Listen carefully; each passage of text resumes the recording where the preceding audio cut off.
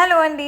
అందరూ బాగున్నారా? మేము చాలా బాగున్నాం. ఇవాళ యాక్చువల్‌గా simple and quick cauliflower curry మీతో షేర్ చేసుకుంటాను. చాలా టేస్టీగా వస్తుంది. రండి కలిసి చేద్దాం. కాలీఫ్లవర్ తీసి ముక్కలు కోసుకొని నీట్‌గా కడుక్కొని, కొంచెం ఆయిల్ వేసి ఇలా ముందుగా ఫ్రై చేసుకోండి. సో దట్ పచ్చి వాసన రాదు అండ్ కూర త్వరగా అవుతది. చాలామంది ఈ స్టెప్ మిస్ అవుతారు. అందుకే కొంచెం పచ్చి పచ్చిగా ఉండిపోతది కాలీఫ్లవర్. ముందు వేపుకోవాలి. ఆయిల్ వేడైపోయిన తర్వాత దీంట్లోకి 2 పెద్ద సైజు ఉల్లిపాయలు చిన్న ముక్కలుగా కోసుకొని బాగా వేపుకొని ఎర్రగా అవ్వనివ్వండి. రంగు మారే వరకు వేయించుకోండి. ఈలోగా మసాలా కలుపుకుందాం. 1 స్పూన్ సాల్ట్, 1 స్పూన్ కారం, అర స్పూన్ గరం మసాలా పొడి అండ్ పావు స్పూన్ పసుపు వేసి ఇలా పేస్ట్లా చేసుకోండి.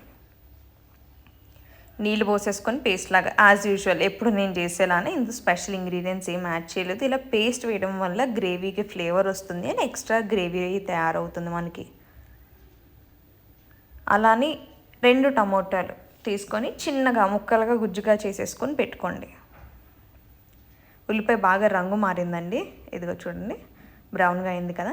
ఇప్పుడు ఇందులో నేను ఇది పేస్ట్ వేసేసుకుంటాను. మసాలా పేస్ట్ ఏదైతే తయారు చేశానో ఆ పేస్ట్ వేసేసుకుంటాను. ఎక్కువ ఆయిల్ ఏం వాడలేదండి. 2 స్పూన్లు ఆయిల్ వేసాను, ఎందుకంటే మనం కాలీఫ్లవర్ ఆల్రెడీ వేపుంచాం కదా, దాని ఆయిల్ కూడా వస్తుంది. ఇప్పుడు ఇది వేసిన తర్వాత చూసారా ఆల్రెడీ గ్రేవీ ఫామ్ అయిపోయింది. ఈ పర్టికులర్ గ్రేవీలో మనం ఏం చేస్తామంటే టమాటా ముక్కల్లో ఏదైతే కట్ చేసుకున్నామో అది కూడా వేస్తాం. నేను ఈ పర్టికులర్ గ్రేవీ కోసమే మాట్లాడుతున్నాను ప్రతిసారి కూడా. సో మీరు ఇలా పేస్ట్ వేసుకున్నప్పుడు గ్రేవీ దానంతట అదే ఫామ్ అవుతుంది. పొడులు వేసుకున్నప్పుడు ఈ గ్రేవీ రాదు.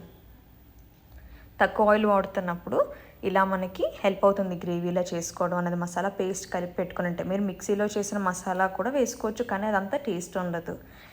ఎందుకంటే దీనికి మసాలా అంత అవసరం లేదు కాబట్టి, కాలీఫ్లవర్కి అంత హెవీ మసాలా అవసరం లేదు. మనం మసాలా స్పెషల్గా గ్రైండ్ చేసుకునే అంత కావాలి అంటే చేసుకుని వాడుకోవచ్చు. కానీ ఇందులో టమాటా వేగే లోపల కొత్తిమీర కట్ చేసుకున్నాను. కొత్తిమీర ఎప్పుడూ కూడా కాడలతో ఉన్న దాన్ని తీసుకొని వెళ్ళి మనం కూరలో యాడ్ చేసుకోవాలి. ఎప్పుడూ కూడా కాడల్లో రసం కూరలో దిగిన తర్వాత సగం ఇప్పుడు కాడలతో ఉన్నది వేసుకుంటాము, ఆకులు కొన్ని ఉంచుకొని లాస్ట్ కూర దింపే ముందు వేసుకుంటాం.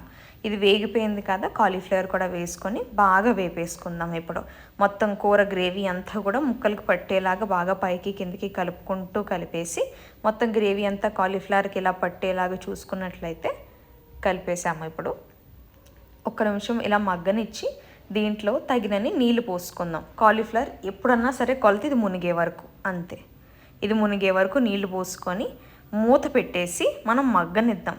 5 నిమిషాలు వదిలేసేయండి మీడియం ఫ్లేమ్లో పెట్టేసి. సో ఇలా అయింది. ఇప్పటికి చూసారా ఆల్రెడీ తగ్గిపోయింది మొత్తం కాలీఫ్లవర్ క్వాంటిటీ. ఇందాక పై వరకు ఉంది, ఇప్పుడు కొంచెం తగ్గింది, అంటే ముక్క ఉడికి మెత్తబడింది అనమాట. సో ఇలాగా మెత్తబడాలి. ఇప్పుడు బాగానే ఉంది కదా, ఒకసారి పైకి కిందకి కలిపేద్దాం అడుగంటకుండా. మొత్తం గ్రేవీ అంతా కలిసేలాగా కలుపుకొని మరలా మూత పెట్టి 2 నిమిషాలు మళ్ళీ మగ్గబెడదాం. సో దట్ మనకి ఈ గ్రేవీ అనేది ఫామ్ అవుతుంది. అండ్ ఎప్పుడైతే మూత పెడతామో ఇంకా నీట్గా ఉడుకుతుంది, వేపర్ బయటికి వెళ్ళదు కదా. మిగిలిన కొత్తిమీర ఇంకో ఇక్కడ వేసేసుకుంటున్నాను ఫ్లేవర్ రావడం కోసం. మగ్గబెట్టిన తర్వాత ఇది ఇలా అయింది చూసారా, సగానికి అయిపోయింది కర్రీ. ఇప్పుడు డిష్లో ముక్క మెత్తబడింది, దగ్గరకు అయింది అండ్ స్మెల్ కూడా చాలా బాగా రావడం మొదలైంది. కావాలి అనుకున్న వాళ్ళు ఇంకొంచెం ఉడకబెట్టుకొని దింపేసుకోవచ్చు. నాకైతే కొంచెం దగ్గరికే కావాలి ఇంకా గ్రేవీలాగా, అందుకనేసి వాటర్ ఇంకే వరకు నేను కలుపుకొని దీన్ని మగ్గబెట్టుకుంటాను. ఇప్పుడు మూత ఏం పెట్టాను, ఇలా ఓపెన్గానే దీన్ని మగ్గబెడతాను. సో దట్ గ్రేవీ ఈ నీళ్ళు ఏదైతే ఉందో వ్యాపరేట్ అయ్యి త్వరగా కూర మగ్గిపోవడం కోసం హెల్ప్ అవుతుంది మూత పెట్టకపోతే. ఇప్పుడు కాలీఫ్లవర్ ఉడికిపోయింది కాబట్టి ఆల్రెడీ మనకి ఇప్పుడు కాలీఫ్లవర్ మగ్గడానికి కాదు, గ్రేవీ తయారవడానికి చూస్తున్నాం. సో చూసారా కన్సిస్టెన్సీ ఎంత బాగుందో.